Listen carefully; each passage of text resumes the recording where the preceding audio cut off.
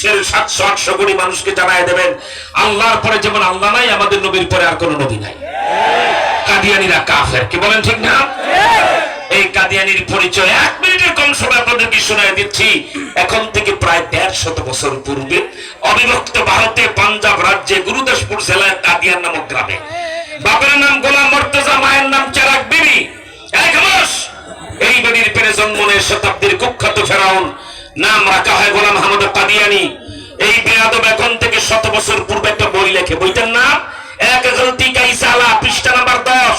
এই 10 নম্বর পৃষ্ঠায় বিশ্ব শয়তান কাদিয়ানী লিখে মোহাম্মদ আখিরি পয়গম্বর নেহি হ্যায়, মাই হি আখিরি পয়গম্বর হো। মোহাম্মদ শেষ নবী নয়, আমি শেষ নবী মানবে উত্তরের মুসলমানরা?